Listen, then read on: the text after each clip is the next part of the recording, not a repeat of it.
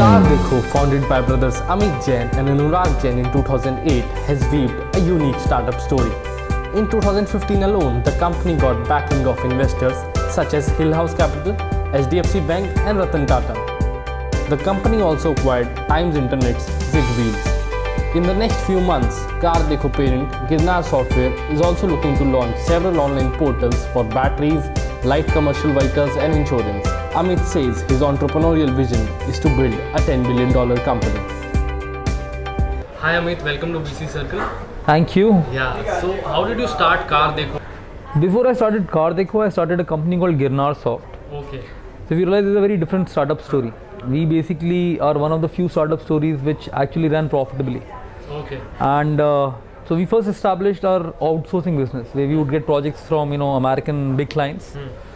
And then make some profits and reinvest back into products. So between 2007 to 8, we practically did outsourcing business, created a cash balance.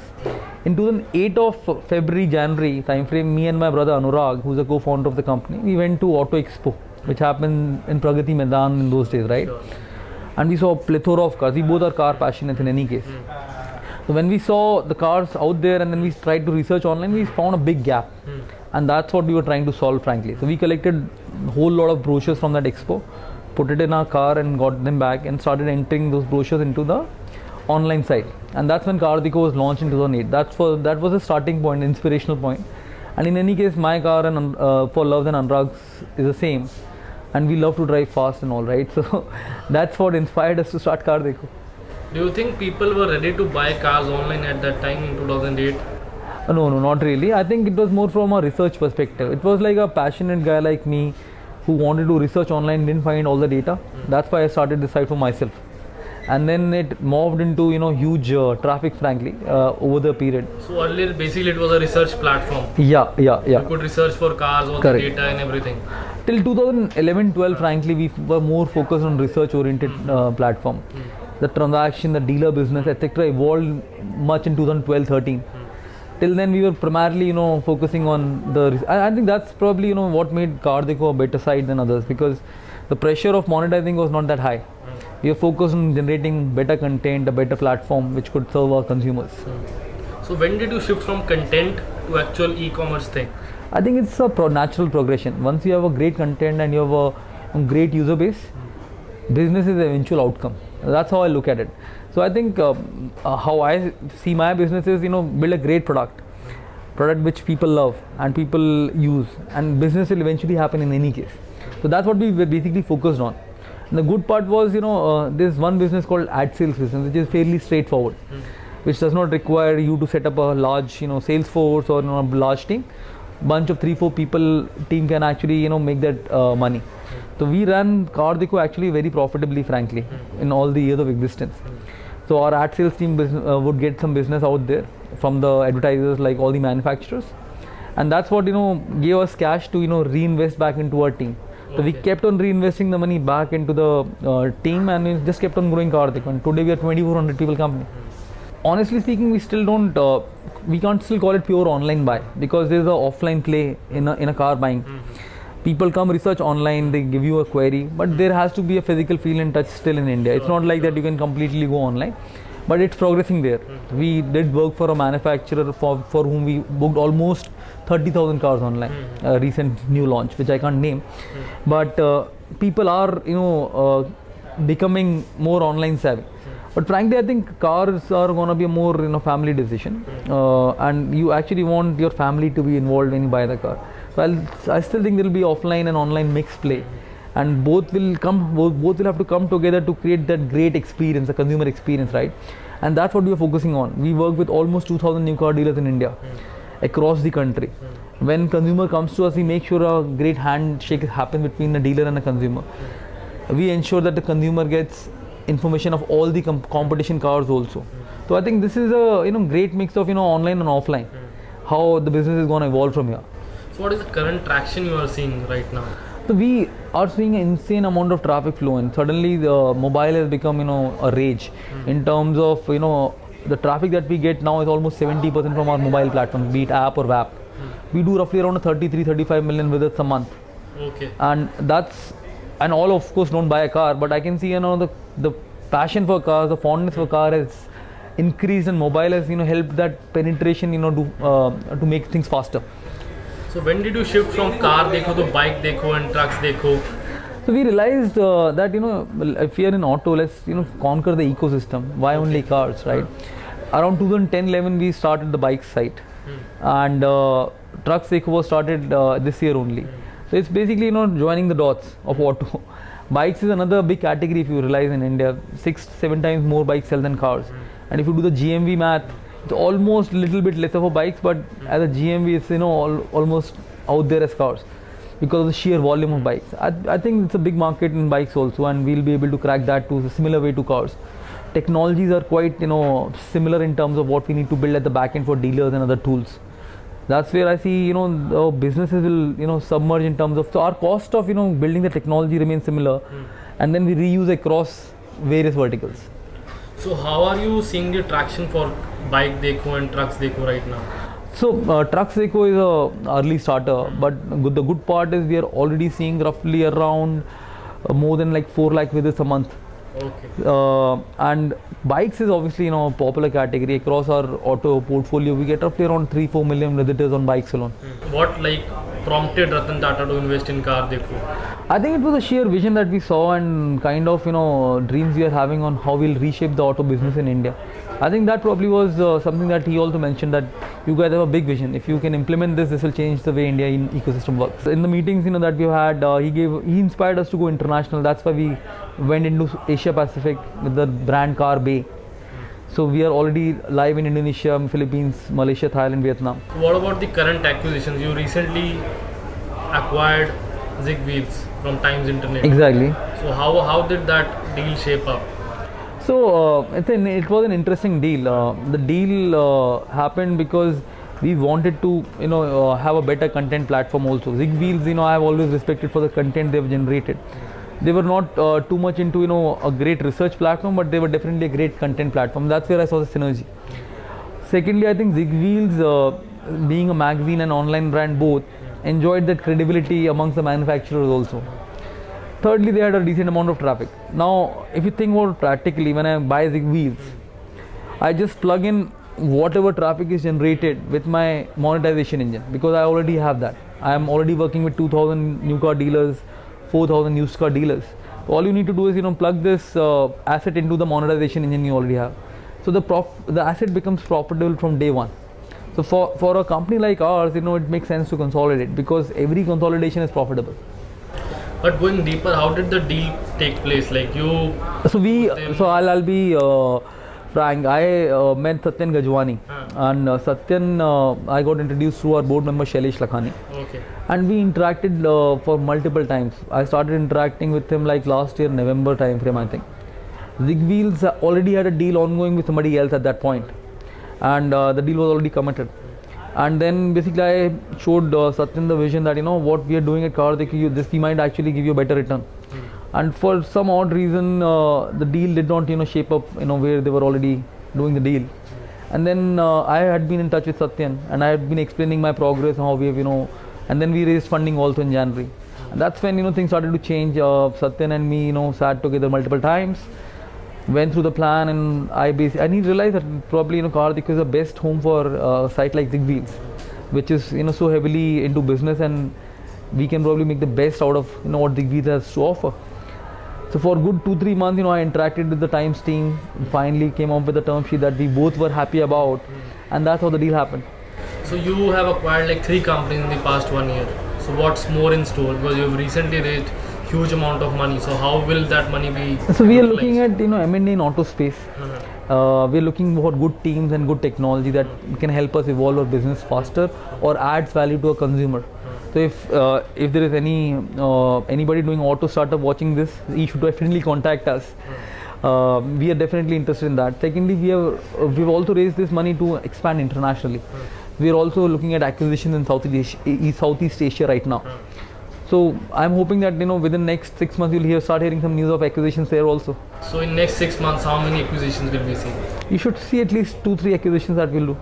Okay, for the international thing? For the international, I think you should see at least 2. For domestic, we are already in talks with a couple of more startups. which are good teams and a good product that they've built. Without naming them, because I don't want the names out right now. So you recently got Umesh on board. We also hired, along with Umesh, who's the new CFO, we also got a guy called Mosam, who's a chief people officer for us. Look, my belief is simple, have the right leadership team, and you'll be able to build that $10 billion dream that we are seeing out here at Girnar. I'm looking forward to strengthen and see a ecosystem evolve around and the culture evolve around. We're investing in our people, frankly. We're looking at the best talent in the country. We're not going to leave any stone unturned to attract and tap the best talent across this nation, because we believe we are the best company to work for, frankly, right now. So how many people will you get on board in the next 6 months or 1 year? So 2,400 are already on board. Okay. You should expect at least a 4,000 to 4,500 people company by the next year. So you talked about Zigwheels. What about Gaadi.com? How did that shape up? So Umang, who headed Gaadi, was a great friend and a competition also at that point. We both had complementary skills. He was a great sales guy. I was a great product tech guy, and we had mutual respect for each other. We had been interacting for almost all these 2-3 years. We had been competing in the market also. Umang was looking for an exit from Gaadi. And Gaadi was with Naspers. His lock-in period was about to get over.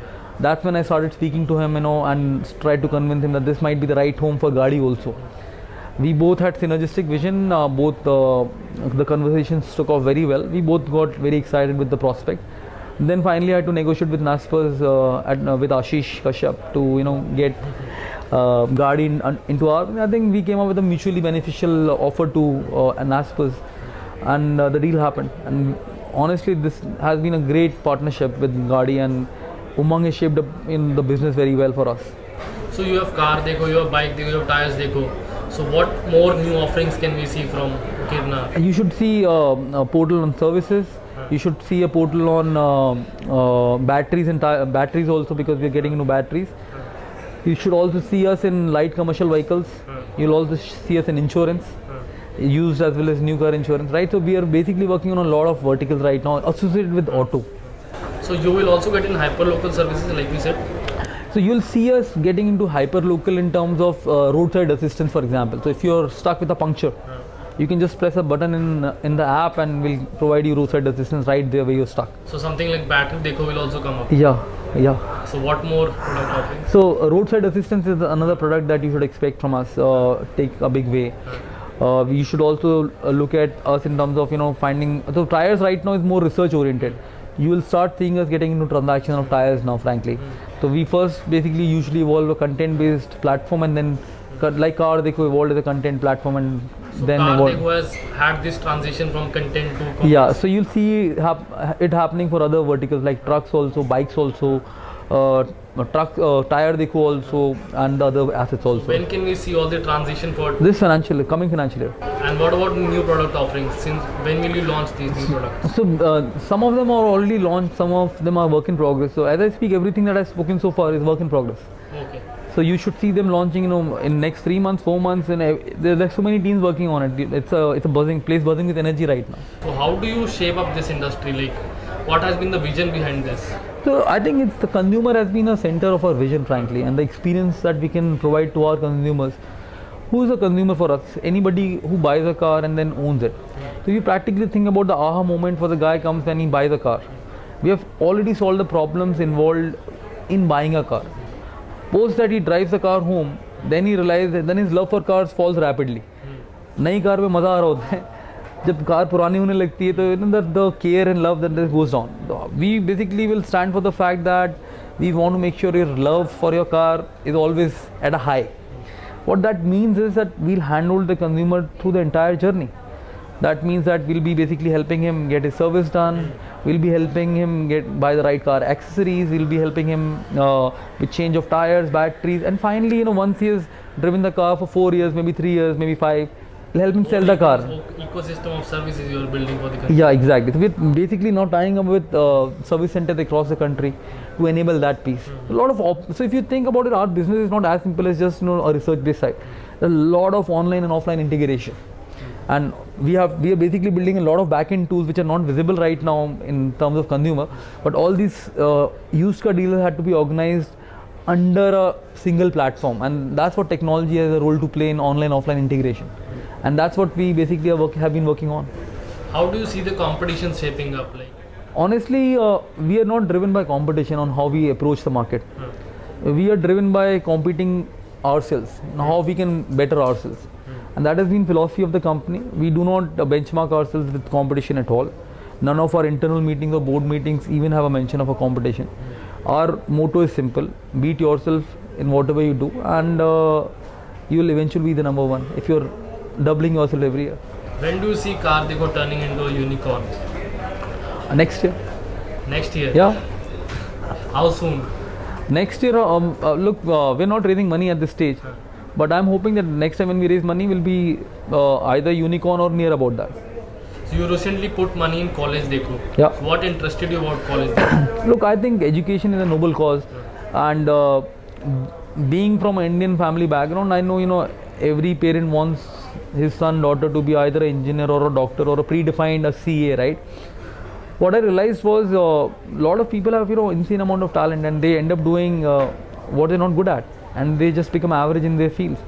CarDekho was the attempt to basically get India to get Indian students to study what they're actually good at, and identifying that. So we are gonna be coming up with psychometric tests which will identify which kid is good at what, so that so that this is more from the heart, frankly. And I think education is a big market in India. If you realize it's multi-billion marketplace out here in India in any case. So that also excites me, the kind of emphasis Indians have for education, and the kind of knowledge gap that exists between colleges and students. They actually take decisions in blind right now.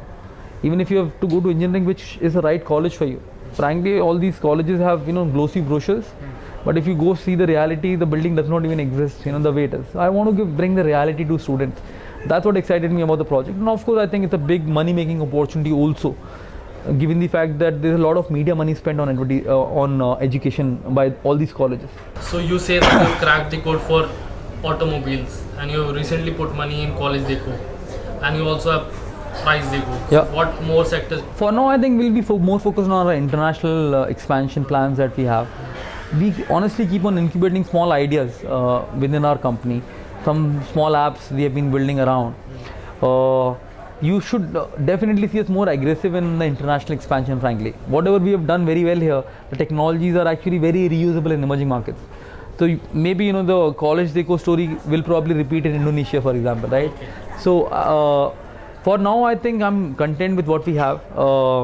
Right now, I'm also limited on bandwidth on how much I can actually take up. But a lot of auto business is being expanded internally, frankly, all the auto related assets, because you don't have to basically then acquire consumers multiple times.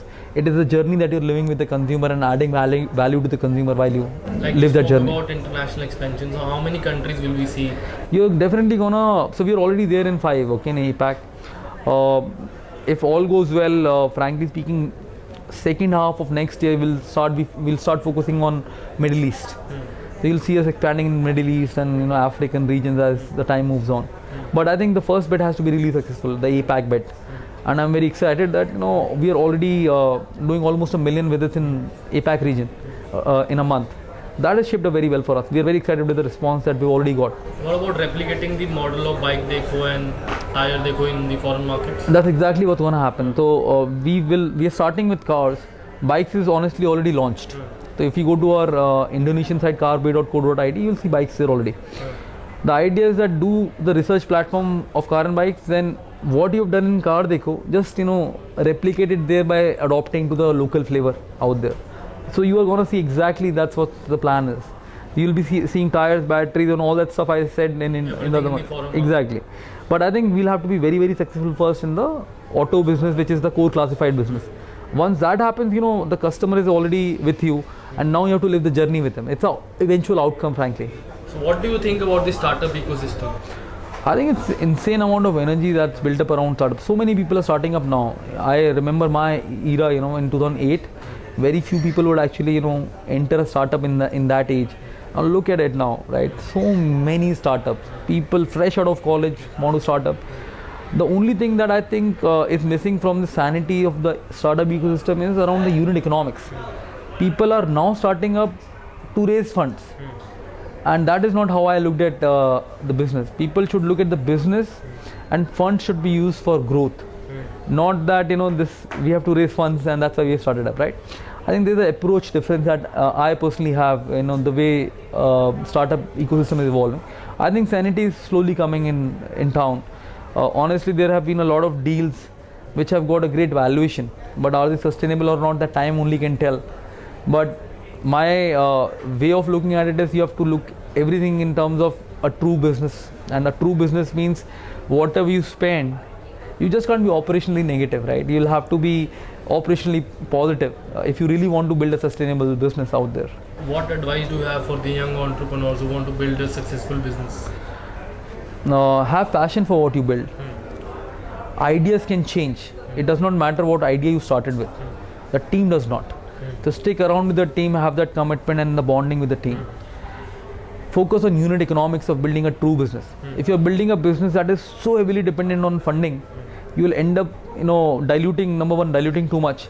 Number two, your lot of energy would actually go about not solving the problem but raising funds. So try to, come up with a solution to that by building a rather true business. So I would say if you can run a startup profitably, which I personally did along with Anurag, I think that was a key killer to us. We raised money after like 7 years of our existence, and we ran the business profitably. Every single year, ROC return has been positive, right? What has been the new excitement about funding? I think a lot of angel funds have come up. A lot of people have started betting pretty early in the cycle now. I think the money corrupts innovation at some time, in certain cases. If you have too much money at hand in the beginning, the innovative juice that comes out of because of scarcity of money, that goes missing. So what I would advise is have money in the bank. It's great, guys, having money in the bank, but innovate, because conserve that money. If you can do with half that money, you'll survive for that much longer and you will dilute lesser. That's a frank advice I can give. So what is Amit's entrepreneurial vision, his ultimate vision? I'll be building a $10 billion company. That's my entrepreneurial vision, and will be multi-vertical and a global company. That's what I'm looking forward to. So $10 billion, like you said. Yeah. What are you targeting? 2021 is my target, which is not too far away, and I'm chasing a big number, frankly. Yeah. Let's see. Best of luck for your win. Thank you so Thanks a much. lot.